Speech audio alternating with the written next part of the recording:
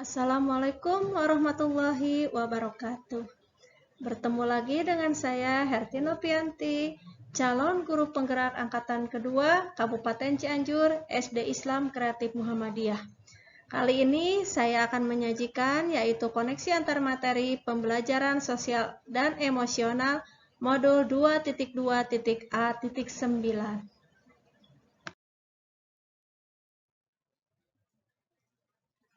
Bapak Ibu guru hebat, pernahkah Bapak Ibu berada pada situasi yang dihadapkan dengan banyak sekali tugas dan memerlukan waktu yang harus diselesaikan bersamaan?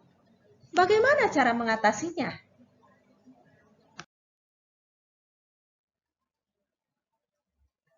Cara mengatasinya adalah dengan pembelajaran sosial emosional.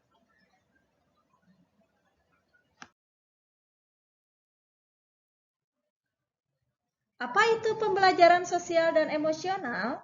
Pembelajaran sosial dan emosional adalah pembelajaran yang dilakukan secara kolaboratif oleh guru dan murid untuk memperoleh dan menerapkan pengetahuan, keterampilan, dan sikap positif mengenai aspek sosial dan emosional. Tentunya sebelum murid, guru dulu yang harus mempelajarinya. Pembelajaran sosial dan emosional dikembangkan dengan menggunakan pendekatan kesadaran penuh atau mindfulness sehingga akan muncul perasaan tenang, stres berkurang, mudah belajar dan mengingat, serta pikiran menjadi jernih. Tujuan pembelajaran sosial dan emosional adalah memberikan pemahaman, penghayatan, dan kemampuan untuk mengelola emosi, menetapkan dan mencapai tujuan positif, merasakan dan menunjukkan empati kepada orang lain, membangun dan mempertahankan hubungan yang positif, serta membuat keputusan yang bertanggung jawab.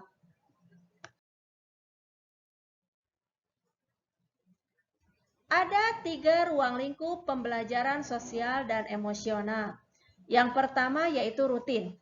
Maksudnya ini dilakukan pada saat kondisi yang sudah ditentukan tetapi dilaksanakan di luar waktu belajar akademik. Yang kedua yaitu terintegrasi dengan mata pelajaran, yaitu melalui refleksi yang dilakukan setelah menyelesaikan sebuah topik pembelajaran.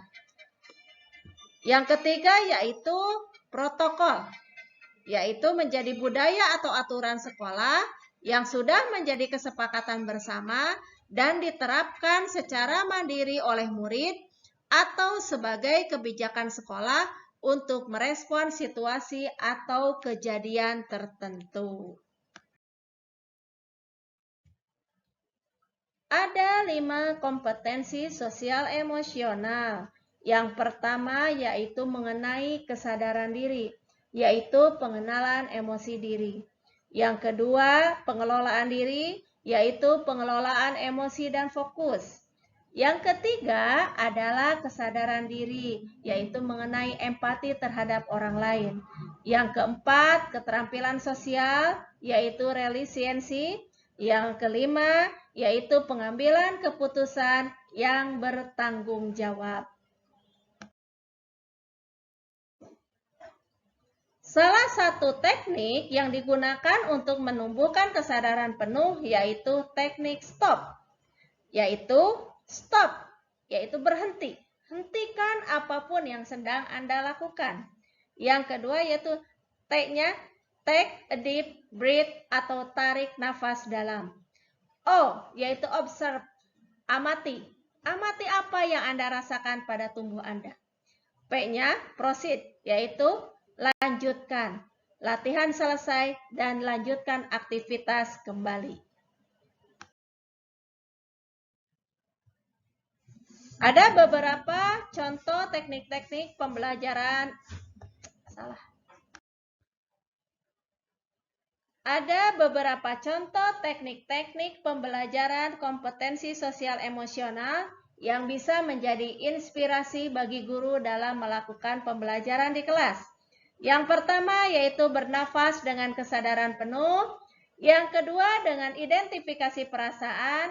Yang ketiga adalah melukis dengan jari. Yang keempat membuat jurnal diri. Yang kelima membuat puisi akrostik. Yang keenam membuat kolase diri. 7 memeriksa perasaan diri. 8 menuliskan ucapan terima kasih. 9 mengidentifikasi emosi. 10 mindful eating. 11 mencari teman baru. 12 mengenali situasi menantang. 13 latihan menyadari kondisi tubuh. 14 kegiatan menulis surat. 15 kegiatan role play komunikasi aktif. Mengapa pembelajaran sosial emosional ini penting diterapkan? Alasannya yaitu karena pembelajaran ini berisi keterampilan-keterampilan yang dibutuhkan murid untuk dapat bertahan dalam masalah sekaligus memiliki kemampuan memecahkannya dan mengajarkan mereka menjadi orang baik.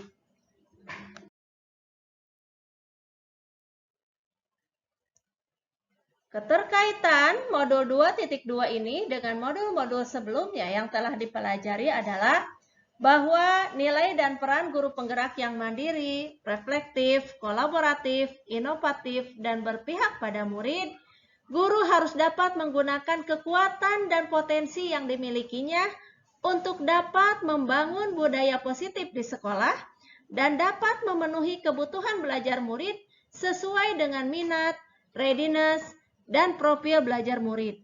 Menuntun mereka sesuai dengan kodrat alam dan kodrat zaman, sesuai dengan filosofi Ki Hajar Dewantara.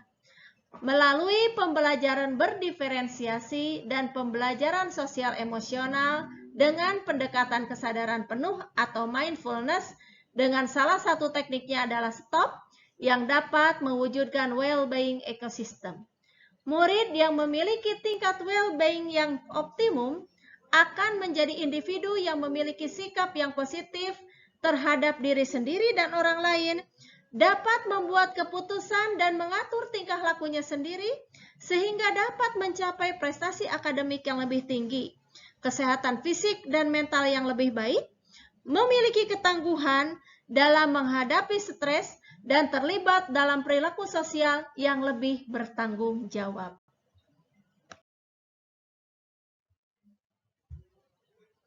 Dengan demikian, jika pembelajaran sosial emosional dengan pendekatan kesadaran penuh atau mindfulness menjadi budaya positif di sekolah, maka pembelajaran berdiferensiasi akan mudah diterapkan guna untuk memenuhi kebutuhan belajar murid.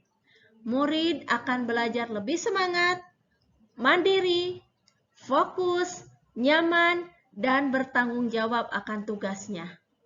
Jadi, melalui pembelajaran berdiferensiasi dan pembelajaran sosial emosional dapat mewujudkan profil pelajar Pancasila.